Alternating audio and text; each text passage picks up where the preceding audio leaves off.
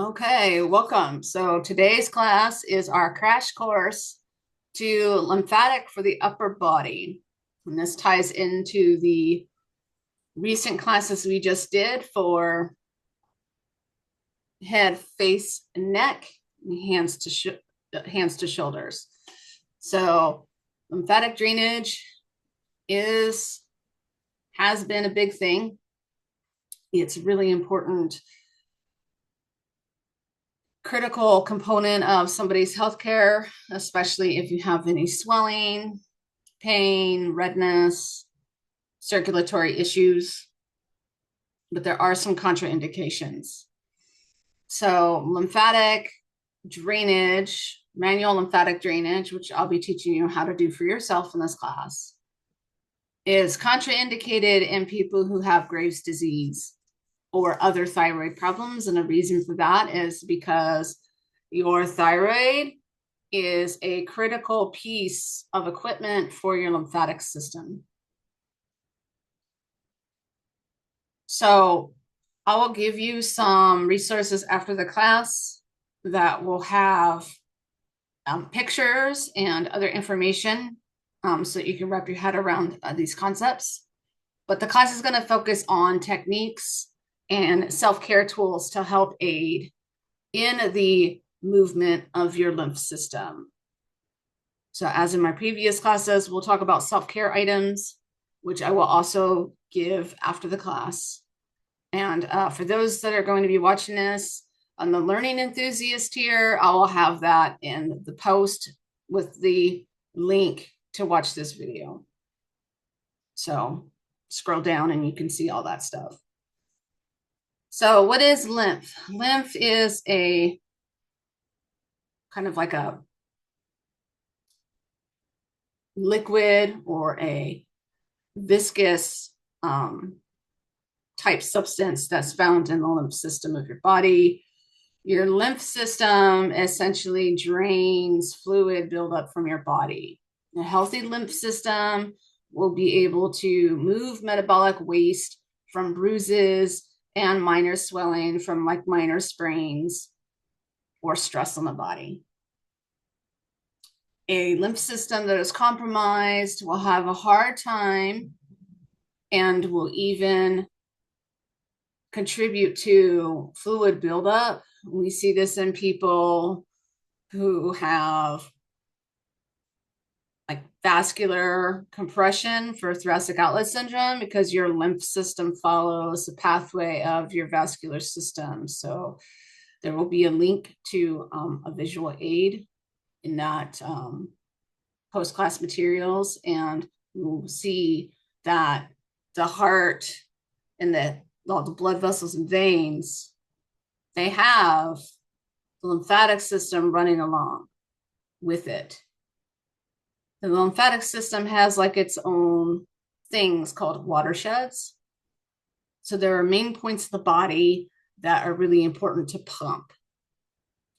And we can aid the lymphatic system with some self-care tools, which I'm going to talk about next, like compression stockings, compression gloves, compression sleeves.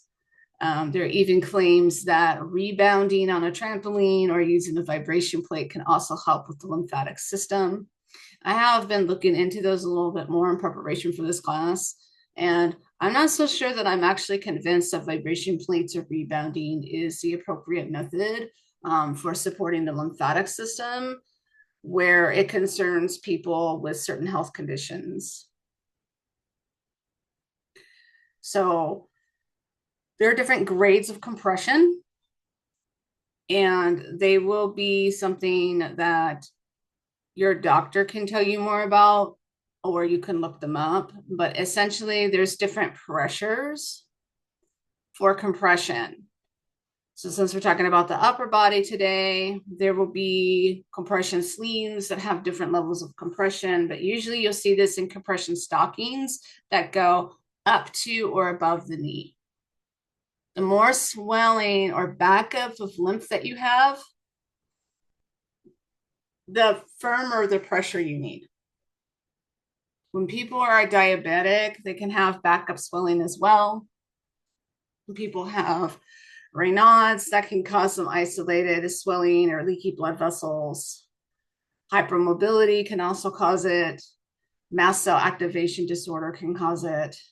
Thoracic outlet syndrome can cause it. If you have extremely tight muscles, that can also potentially cause it. There's a lot of different reasons that you might have some swelling. Sprains or fractures or other kinds of injuries was the most commonly known. When we have, say, a sprained or broken hand, the swelling can get caught up in the fingertips. I've had this happen with a sprain that I had, and it actually worsened my hypermobility on this hand. So now I have to wear protection after my sprain. I sprained my thumb and my first two fingers play fighting with my partner. And I went to a hand therapist and they outfitted me with these braces. And they make these little tubes of compression material that you can cut. You can find them yourself, but it's best to go to a hand therapist if you can. But for people who can't, you can find this stuff and you can get it in different sizes. So, for example, you'd need like a bigger one for like your middle finger and maybe a smaller one for the tip of it. You would put those on and then you could even wrap it. There's a lot of different information on that. And I'll provide some of those materials as well in the post-class materials. The manual techniques for manual lymphatic drainage, when you learn how to do them yourself, can be really empowering and helpful because getting the swelling to come back up and process through and drain where it needs to go will reduce your pain and help promote the healing process. When we let swelling sit in an area, we do ourselves a disservice. There might be situations where perhaps you want to only let something sit or only use compression based materials on it. And that's something that you would talk to your doctor for. Anytime you have an injury that's severe enough to cause a lot of swelling, you'll want to, sorry, my nose is itching. You'll want to discuss it with your doctor. 1 second, I'm gonna grab something because my nose just will not stop itching.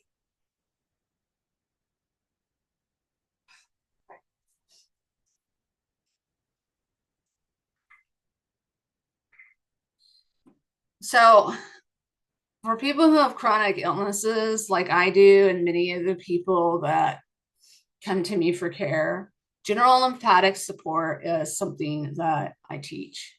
And I teach it from a peer-to-peer basis. I have experienced a lot of manual lymphatic drainage in my day, and I really needed it for my whole body and for also specific injuries in my extremities. I've experienced firsthand how this can dramatically reduce pain and give me back mobility a lot faster. There's a couple different compression socks too. I'll mention them here, but we'll have a crash course to lower body later. And if you do end up enjoying this class, you should take the other one too, so it's comprehensive. But the compression socks are not all created equal. And then you may need specific ones if you're diabetic and depending on the level of swelling you have in your limbs. But I really, excuse me, I really liked Sockwell and Comrade. Those are really great compression socks. The problem with Sockwell is that they will stretch out over time because they're made out of wool. And then Comrade can feel really tight. I think Comrade is probably the more effective of the two, but Sockwells are more stylish and probably good for like low grade swelling. They're the compression gloves that you can get. You have to pay attention to the branding. There's a lot of really cheap compression gloves out there, and you don't want to buy cheap, easily stretched out, torn up stuff. You want any equipment or materials that you buy for compression to be of high quality, because otherwise you're going to be spending more of your money and wasting it to try to like help yourself with any swelling or pain issues. Do I have any questions so far before I start talking about anatomy a little bit more? Okay. So for the upper body,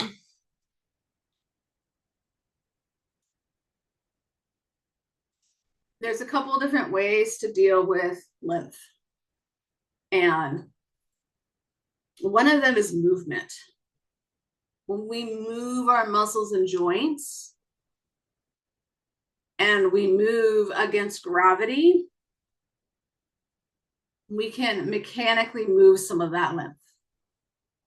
There were days when I was at my worst in this arm because of the vascular compression that I have, where I had swelling in my fingers, I had swelling around my elbow, and I had swelling like in my bicep into my armpit. So it was backed up because from my thoracic outlet syndrome, my collarbone and the tension of my pec was pushing against that neurovascular bundle. So not only was it giving me pain, but it was also slowing down blood flow to and from my hand, which if something is restricting blood flow, it likely, I don't want to say definitively that it always does, because there's always rules or there's always exceptions to the rules. But when something is mechanically pressing down on you like that, it can back up and disrupt the lymphatic system. So when I had this going on, and it was like much worse than it is today, I would, before I knew how to do manual lymphatic drainage stuff, and I still try to do this first, but the mechanical movement of my muscles and joints, the shoulder, the elbow, the fingers, the wrist, all of that together with my arm raised, pumping like this. So I'm using my flexors to help. I'm using my bicep to help. I'm using my tricep to help. But that would be something that I would do to help warm up and see if I could get some of that to go back in. You can also think of this as improving circulation. When you do things to improve circulation, most of the time, again, there are exceptions to the rules, most of the time, the things that you do with movement to warm up your muscles, to warm up your joints, to improve circulation, will support your lymphatic system.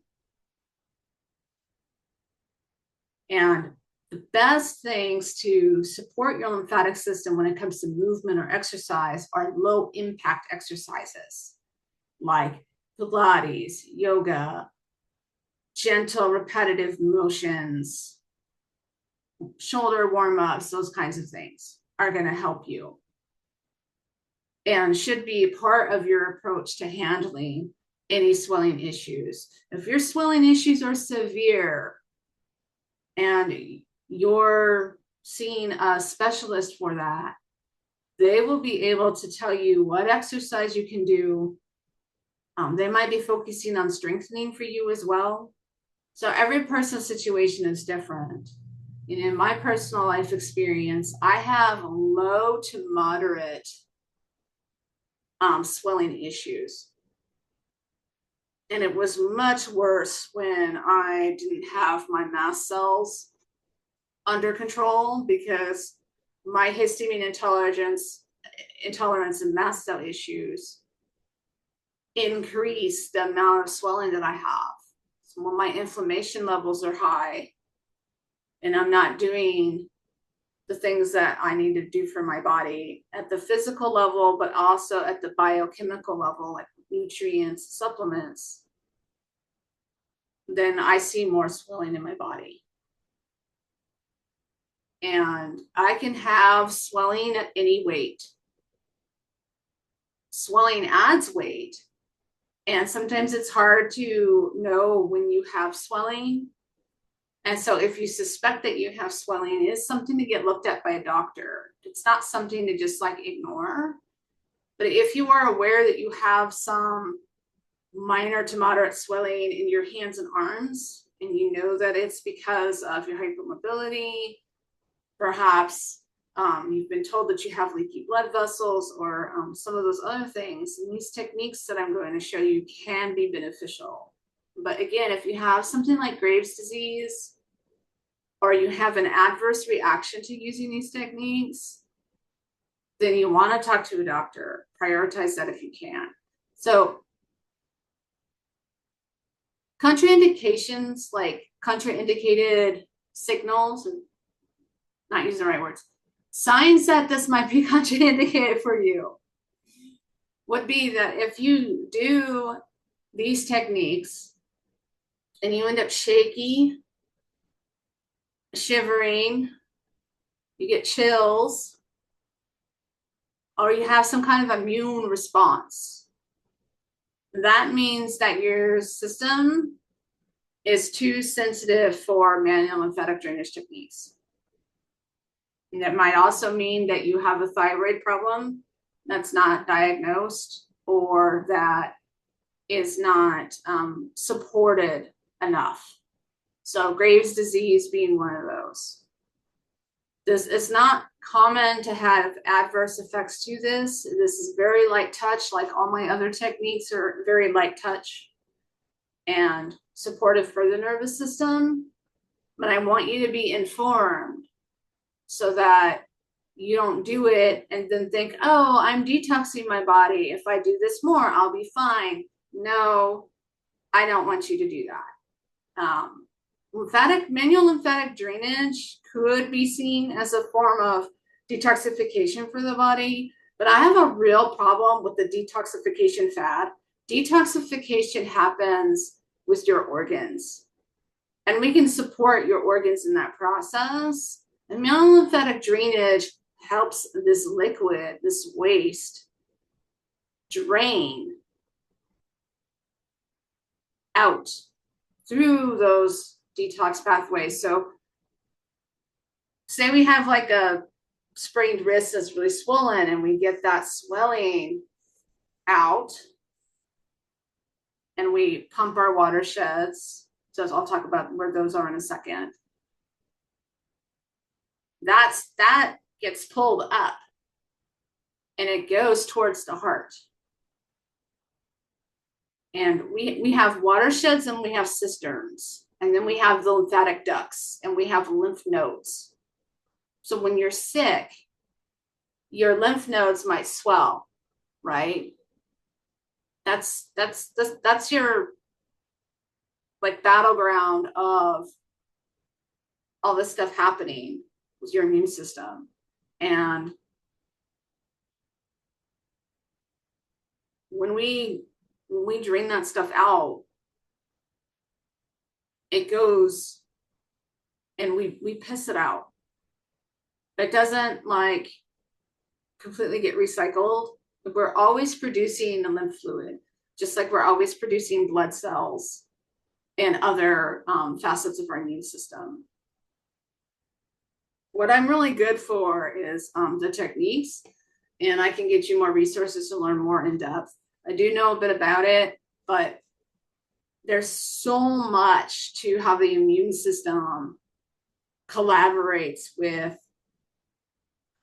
our methylation processes, our nutritional processes, and everything else, that's what that would be too much to fit into one class. So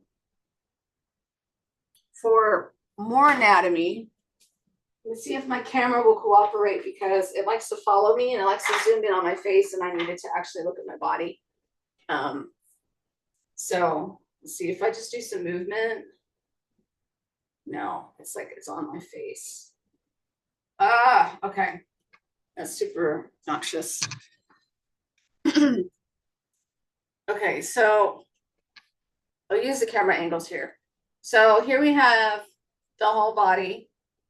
And we'll go over this again in the second class for lower body. But I want people to have like a general map. So this is our heart, right? The heart sits in the center of the chest, and you can think of that as like where a lot of activity of the lymph system can occur. We want it to drain towards the heart, and then it gets carried by the blood vessels to the kidneys, and then we pee it out, right? So going from feet to the top, we have the distal end to the foot end. And we have our blood vessels and veins that go through there. And alongside that, we have our lymph ducts. And as we go up, there is a spot here at the knee for encouraging the movement of lymph up. And then on the inside of the thigh, we have a watershed that we can also, it's one of the other points to pump. And then we have our cistern in our abdominals. This is a major place that connects the lower half of the lymphatic system to the upper half of the lymphatic system. So for hands and arms, we have the distal end. This is blood vessels and lymph ducts. And we have our elbows. And there's another part, just like at our knee, where we can help encourage. So what's important about the knees and the elbows is that we have these bigger blood vessels now that are more palpable. It's hard to get to this blood vessel through here because this is protected by muscles. So these are also known as like contraindicated spaces for regular massage techniques. So we wouldn't put our elbow in here. We wouldn't like come in and just start like, grinding on it. But we can do things like lymphatic, and we can do passive motion on our clients. And that's because we have access to the blood vessel and nerves through here. So for the techniques, they're safe to use in this area. And then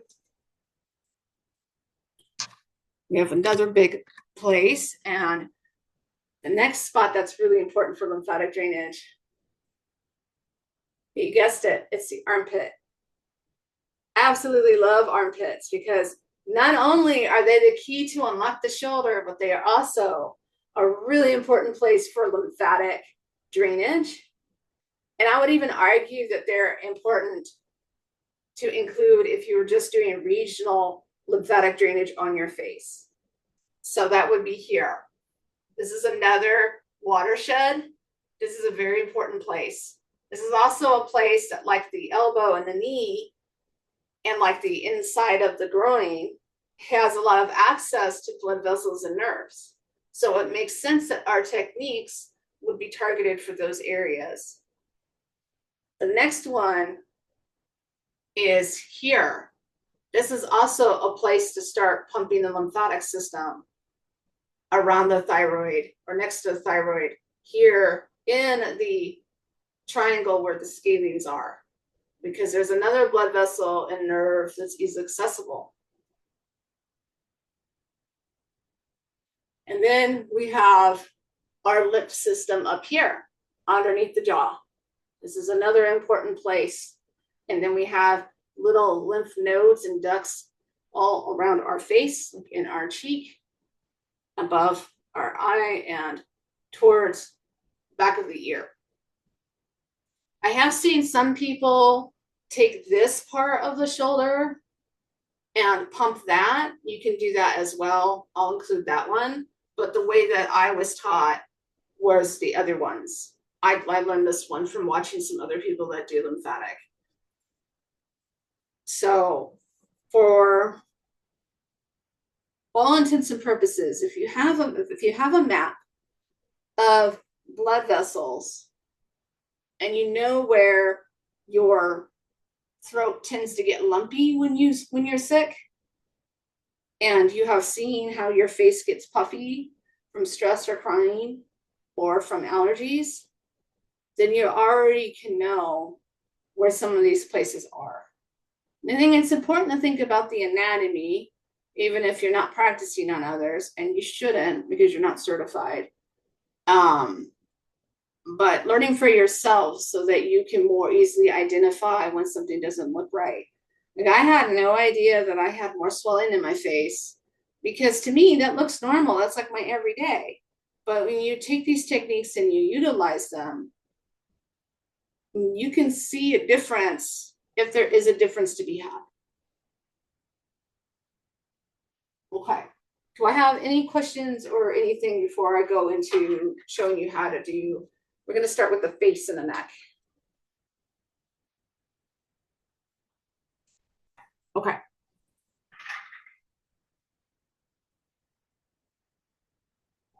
Hopefully we can do this without the camera being a dick. I mean, it's just like, it's a really good camera. It just likes to follow me, and that's really annoying.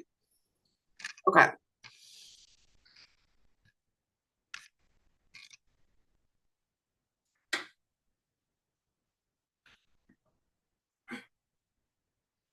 Okay. So you can see my face okay? Okay. So the way that this is done, it's a similar contact like in our previous class when we were doing outside face stuff. Instead of like picking it up and hold it though, we're encouraging the movement of fluid. So it basically looks like this. You can do one side or two sides, but it's two fingers. And honestly, and you can start anywhere, in my opinion, for the face, but it's a snap. You see how that snaps? You're rubber banding it. And so I'm breaking my own rule here. In the previous classes, I say don't rubber band it, don't snap it. You're supposed to snap it for lymphatic drainage.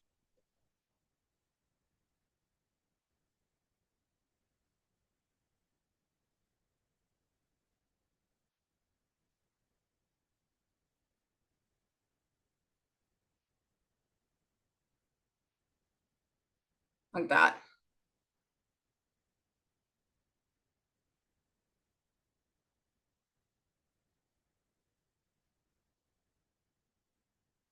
Like that.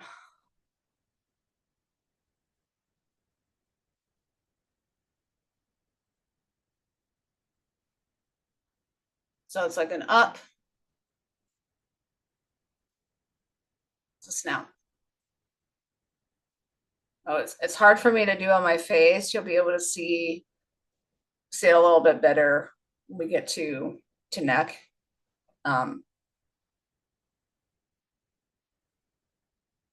But we're just trying to warm up the face with this, because once we get to neck and shoulders, this starts to drain out a little bit better.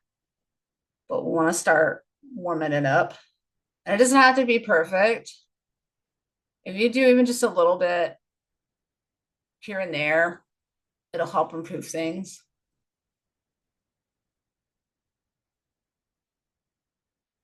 Like that. And notice how I'm going over, trying to be sterile. I'm trying to follow the jawline, that kind of thing. I'm trying to get it to drain.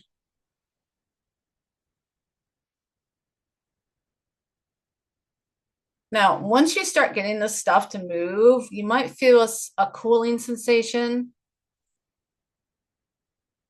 You might feel more relaxed. You might feel sleepy. Those are all good things.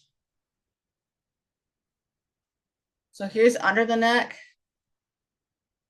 I'm just going to do this. I'm just brushing upward while I'm snapping it.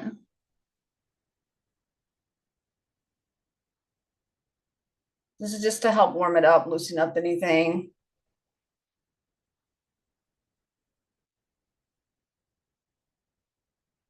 Like that. Okay. For that triangle, this is where it's a little more involved. We're going to find that spongy section, like in the last class, which is right here on me, and we go, see that? It's 3 points now.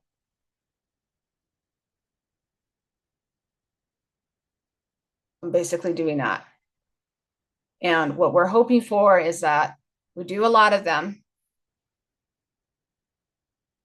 Some people do it differently. I've seen people just kind of like do this. I don't know how I feel about that because I was taught this way by like 2 different lymphatic drainage people. So, and that's how the work was done on me. Oh, that was nice. I'm starting to feel relaxed. But yeah, that's what we're doing there. You can take breaks if you need to.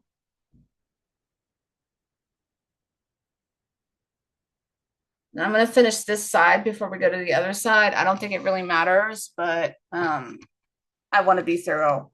So I've already done that part right. And I can come up and I can start pumping my armpit. So that's going to look like this. And yeah, you're going to have to touch that sweaty part. That's not like necessarily muscle. Well, I got some skin hanging down. I've lost weight. Crazy. And even that can get some swelling in it too, depending on what's going on. But see how I pick it up and I snap it?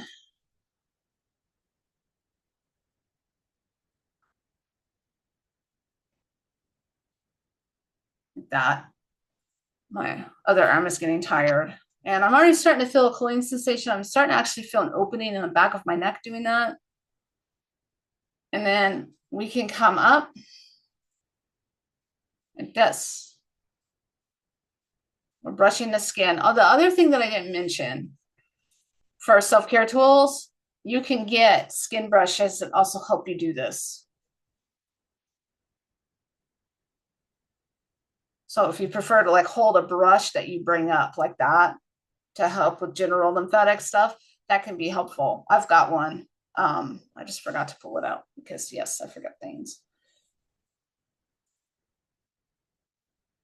And then make sure that you're getting this part. And it doesn't have to be skin to skin contact if like you're wearing sleeves or whatever. My arm is getting really tired. My bad arm is acting up. That's okay. So I teach these classes. So it's okay to take breaks. I'm going to let that rest for a moment. Because I can already, I'm really sensitive to this. So I noticed that it's starting to move. Okay. And so then we get up here. You can lay your arm flat to do it. I'm just holding my stuff up so that people can see. See there? And then I'm going to work this a little bit. It's not like, I'm not like digging in. I'm not doing that. I'm very lightly so that we see that there's a bit of a skin bounce.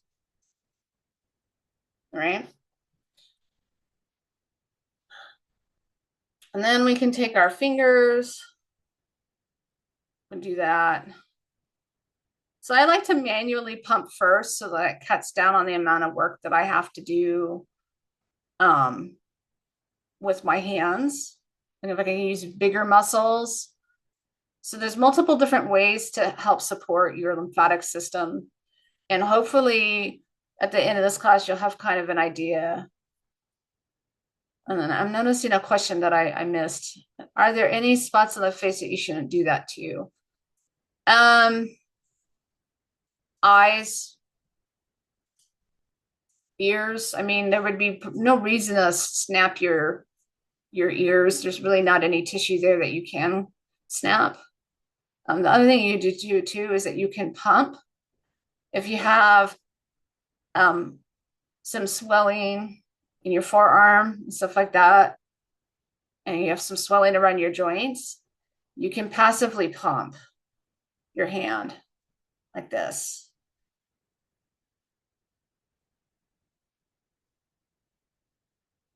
And that can also help with some of the fluid buildup,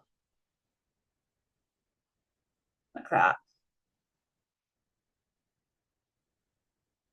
And already I'm noticing a reduction in pain and stiffness in my hand and my arm. So, other side.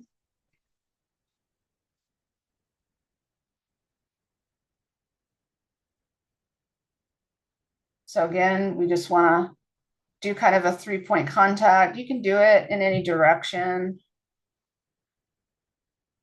Try not to dig in, try not to poke in. You have to be consistent, like persistent with it and confident, but you're not trying to hurt yourself and you're trying to be gentle at the same time. So holding steady on that.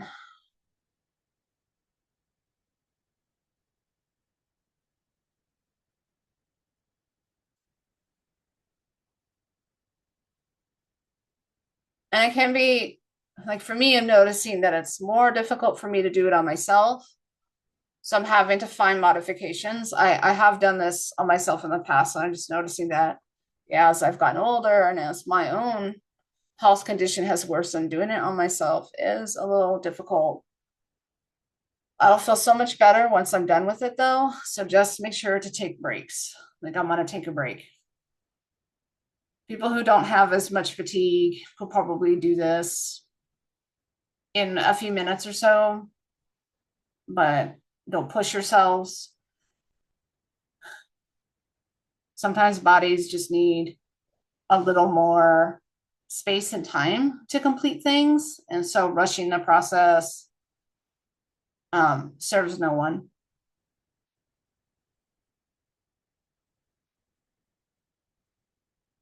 Okay. So I'll show that one thing you can take. So you follow your collarbone to the edge and you dip below it. There's going to be kind of a spot here. Now, what they do for their kind of lymphatic thing is they just kind of come in like this.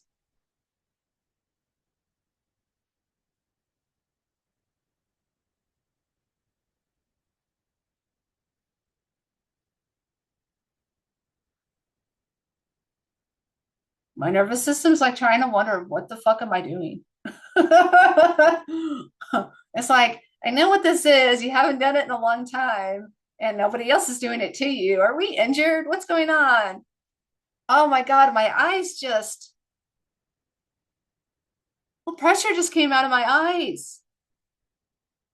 It feels almost like when I eat cannabis, and when the cannabis kicks in, it creates an effect where the tension in my eyes goes down. And I don't know if maybe I have some swelling around there, but I just felt after doing that, I just felt like my eyes feel more lubricated too. So that was pretty cool. Okay, so back to armpits. So you can see how I'm in there. I'm in here. I'm not here. I'm not here. I'm in here. And it is sweaty, but that is okay. We can wash our hands. Don't be afraid to touch your armpits. You can use a wipe or something. You can pet it with a towel, or use some baby powder if it's a sensory issue. But for optimal results, it's highly encouraged that you're able to get into your armpit.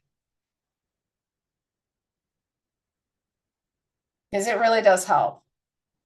Like I can feel the coolness on the back of my neck, and that's telling me, based on my past experience, that I'm actually getting the lymph to move now. Okay, I'm gonna rest.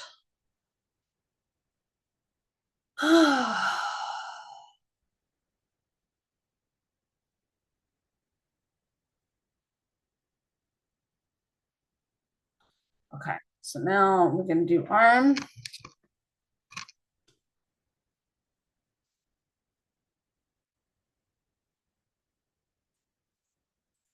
Now, we did this from the head down, but if you have swelling,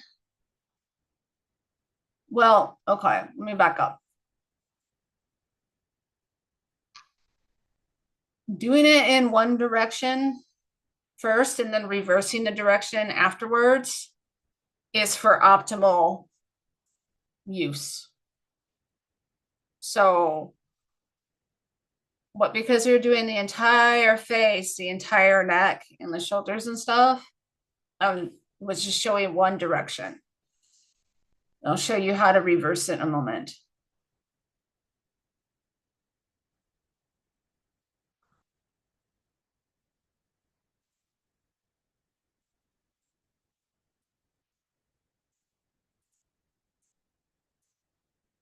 But yeah, we can take a brush to do most of the work if we want. There's so many different ways to do this. These techniques can be done in isolation, or they can be done in a combination of other strategies. And if you're interested in making a targeted strategy for your particular concern, or if you're just looking for an extra nudge to go to the doctor, I do one-on-one health coaching, and I can teach this stuff as a one-on-one class.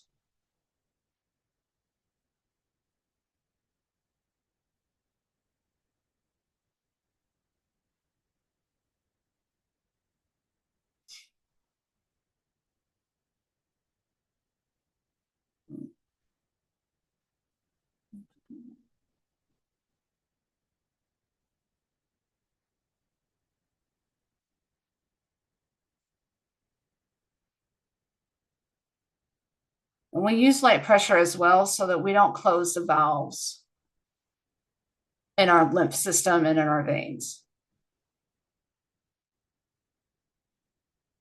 And the reason why we go in one direction is to help open up those and encourage the flow.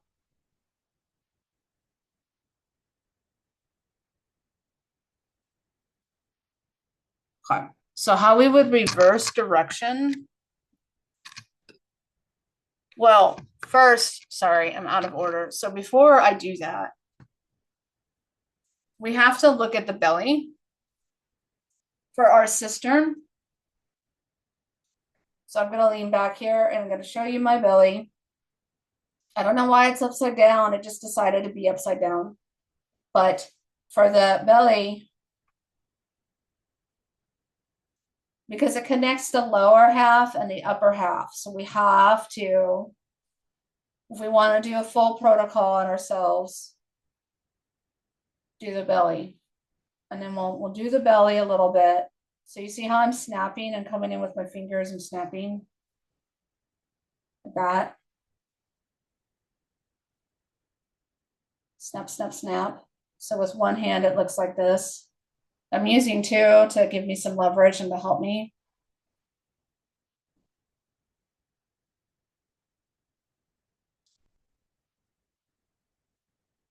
And this is great because for people who are mobility limited, you can do this if you can use your hands and arms, even if it's just a little bit. You can use this sitting down, laying down. You don't have to stand. And it's not advisable that you stand for this anyways. I mean, it doesn't hurt if you want to do it standing, but I don't know why you would.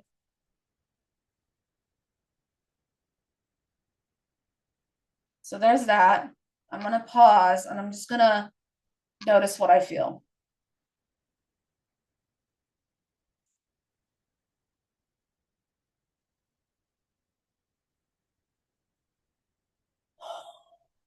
And I feel like something has changed in my throat. I feel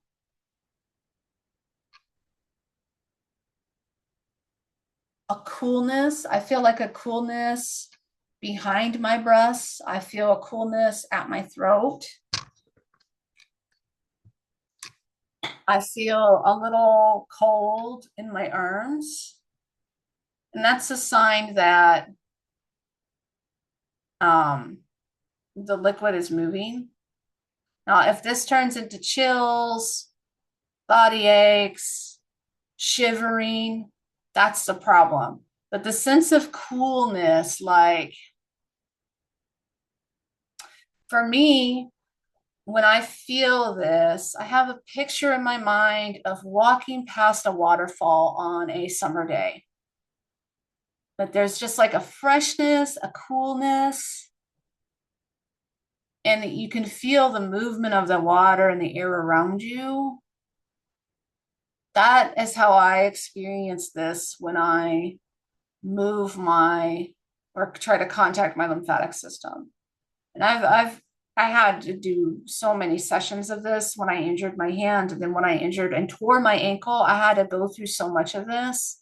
So that may not be everybody's experience, but I'm definitely feeling kind of refreshed and relaxed.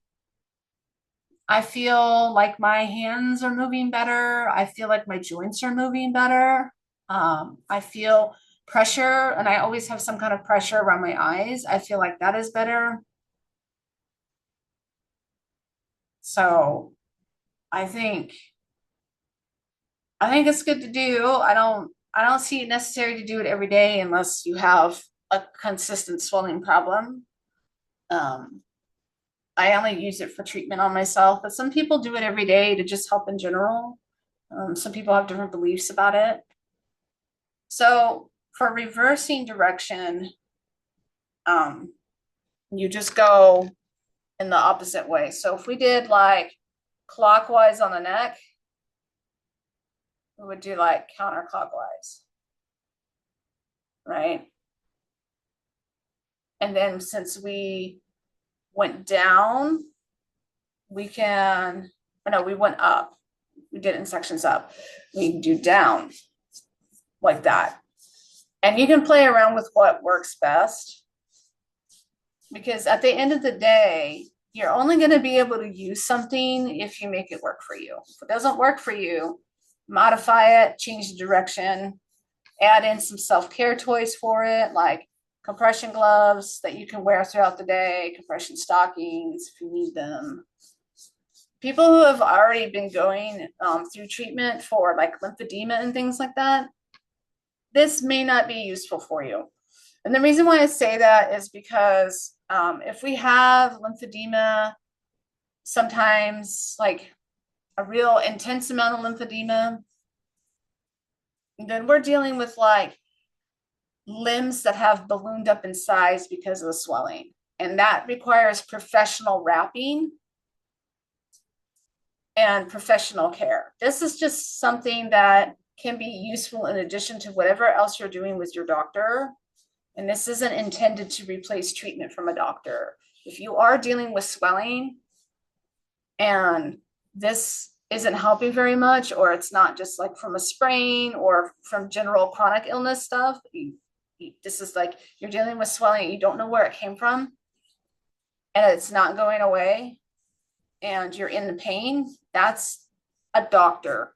You have to see a doctor because this may or may not be good for you or even useful at that point.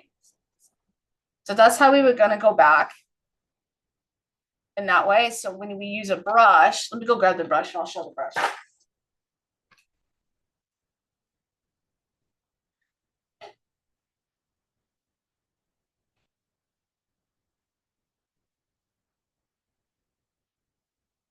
Okay, so brushes like these, short bristles, and they've got like these balls on them. It's not for showering, they're for skin. So I'll show you on this side. So I'm gonna grab it and then I'm gonna start here. Now, I absolutely hate this. I really hate the bristles on this. This also exfoliates. It exfoliates and helps with lymphatic. Some of the exfoliation protocols they teach in the spa salon industry also help promote the movement of lymph. So there's a lot of sneaky ways that you're already contacting your lymphatic system and helping it. So this is how this is done. Like that.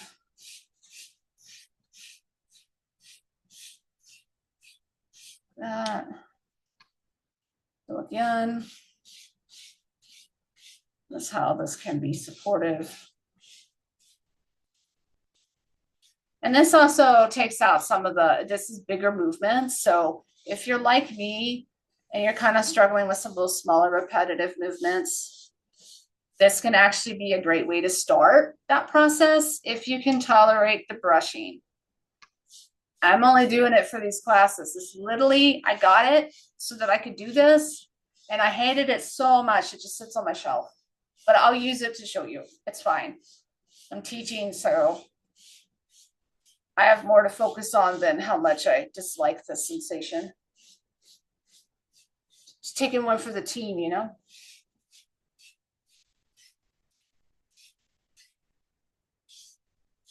So yeah, that can be helpful.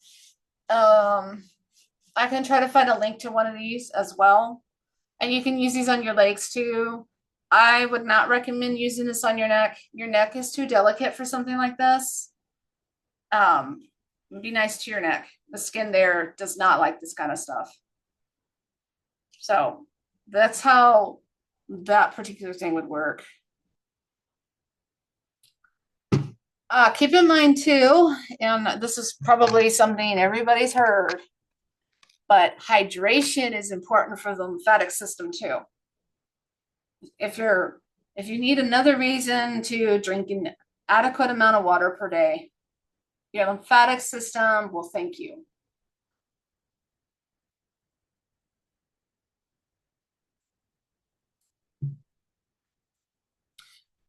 We have some time left, so I can answer questions if we have more questions. I can also show for people who can stand and can do a little bit of movement, I can show a sort of like a whole body movement to help with lymphatic if people would like that. And I can answer questions. I can answer questions now. Then I can do that after, or I could do that now. We could do questions after. What do we want to do? I don't have any questions right now. Okay, so let me show the full body thing and let's hope that the fucking camera stays off my face so you can see what I'm doing.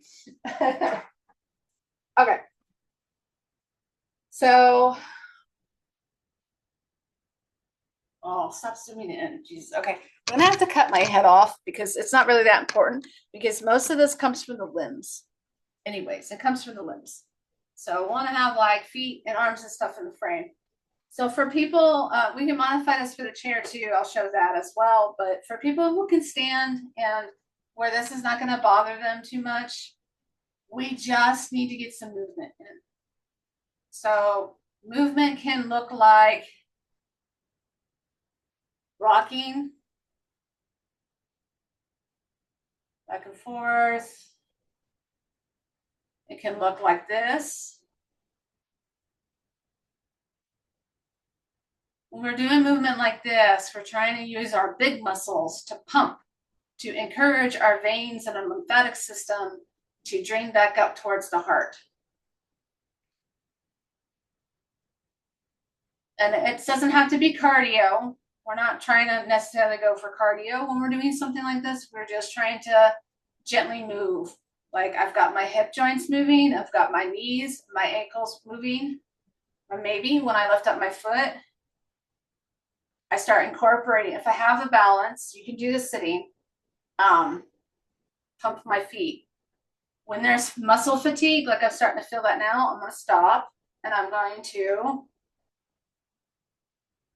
go for the upper body. This is just stuff that this is me. This is stuff that I figured out for myself. This isn't any particular training. This is stuff that I've had to figure out as a chronically ill person who is dealing with swelling and who already has joint and muscle problems from a variety of different conditions. And this just comes intuitively to me. There's really the only science behind this is that we know that movement helps drain our lymphatic system, and that movement helps with circulation. That's the only premise for this. It's not anything like esoteric or pseudosciency. The only intention here is to get that movement. So we can see how I'm moving different muscles here with my arms. I'm not just using my flexors, extensors, which move through the biceps and triceps. I'm winding my arms to also use my shoulders, that kind of thing. You do something like this to also help. You can make it slow or fast. I have a tendency to speed up just because I kind of like that. And I used to be a dancer. I was a fast dancer. And that's because I enjoyed the cardio element. I have to remind myself to slow down. Slow down. So here I'm incorporating the whole body. If you want to find a discipline for this kind of movement, Tai Chi would be one. I just like think about my muscles and joints, and I think about what is stiff. Like you can see that catching in my hip. I am stiff. Perhaps, that would be better seated, but I can also grab the wall for some balance. And show you're doing these things safely. But your lymphatic system and your joints are really important. So you could do something like that as well to help pump. So I'm getting this muscle, this group of muscles, the adductors, to pump. I get them to pump by crossing my leg over, and that helps mechanically move the stuff through this watershed. That's my intention anyways. I do a few of those. Do a few of those. Let's show you what it looks like on a chair for the people. Anyway, honestly, I'm kind of winded from that, so I should be sitting, but I didn't know that before I started the class. So when you have dysautonomia, standing up and doing any little exercises like that can be a potential hazard. So if anybody has POTS, maybe just start sitting down, unless you know that doing something like this is going to be helpful. Okay,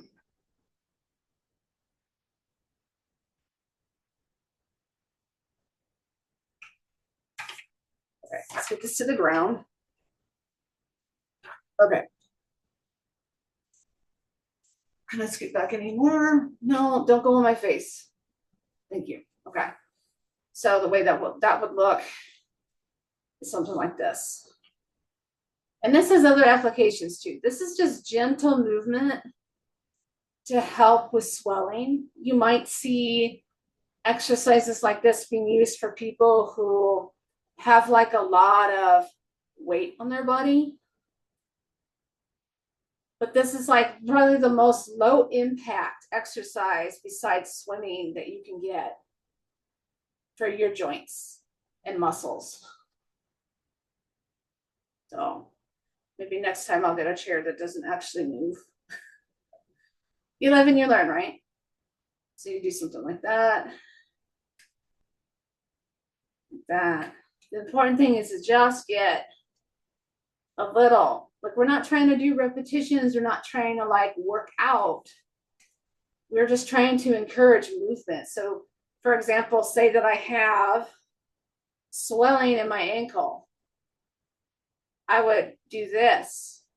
Get some movement in that sprained ankle if it's safe to and possible. While wearing compression socks, ideally, because the compression sock is going to give you some support and it's going to also reduce your pain. Sometimes it's injuries that cause like a lot of lymph buildup. When I hurt my hand, for example, or when I tore my ankle, I had to sleep with compression on my fingers or a compression sock on. I hated it. But my doctor was extremely adamant about that because I had so much swelling that even though nighttime when you're sleeping, your swelling will usually decrease overnight.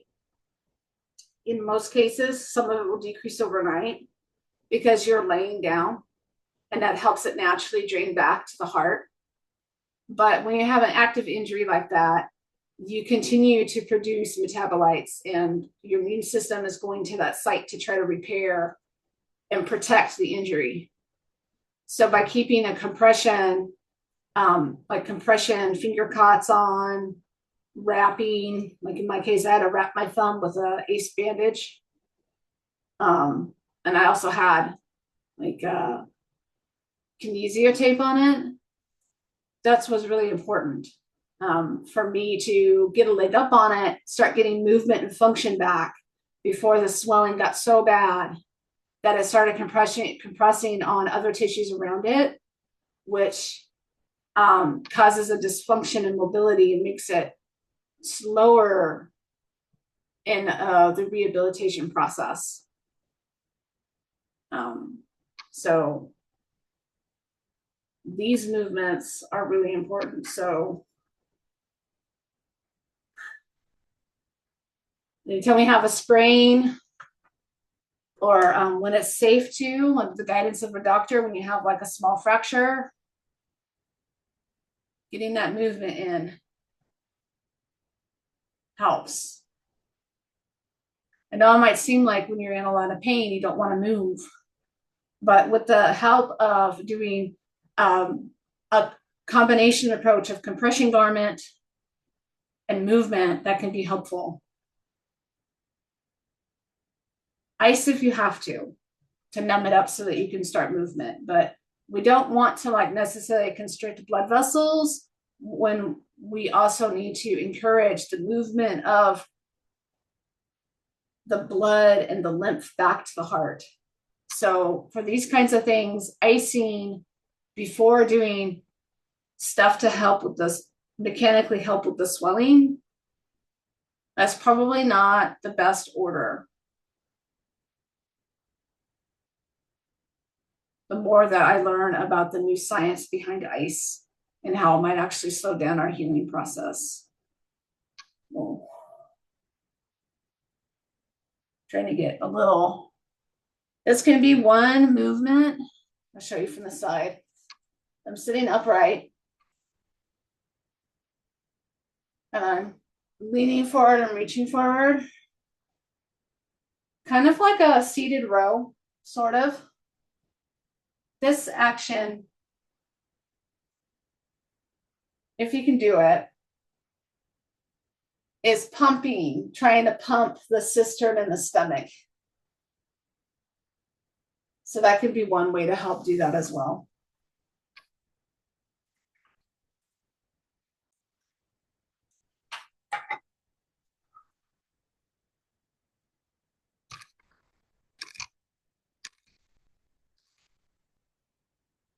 How are people feeling with that? Okay.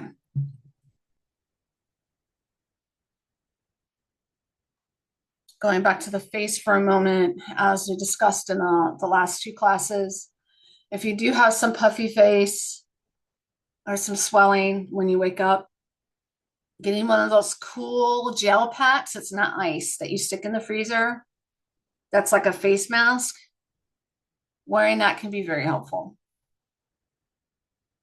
especially if there's like some headache or migraine pain with it. So that can be another way to do it without having to like snap your face.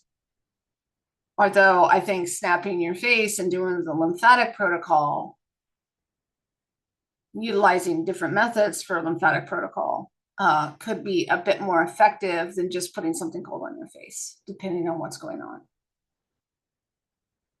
Obviously, so things I have to reiterate. Don't do these things if your swelling is because it's fractured or broken without talking to a doctor and getting the appropriate physical rehab. Don't try to use lymphatic drainage type stuff to stop swelling of your face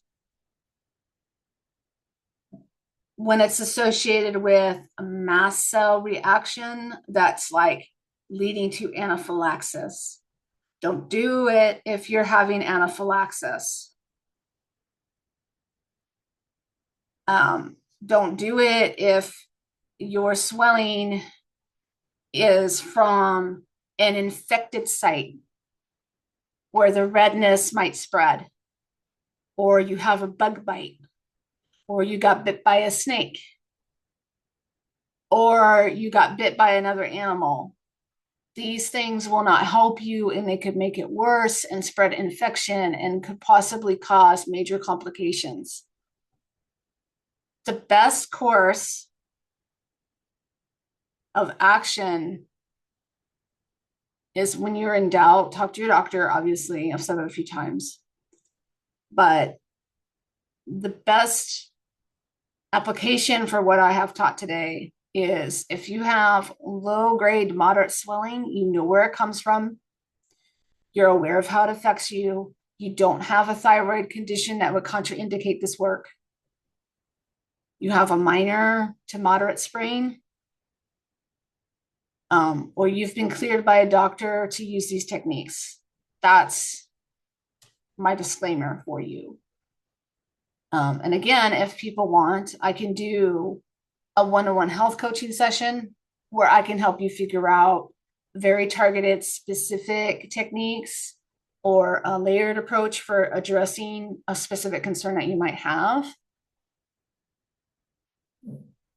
So, if nobody has any other questions, I think that'll wrap up the class. I'll go ahead, I'll get this on to Ko-Fi as soon as I can, and I'll get the materials as well. Sounds good. Thank you, Aera.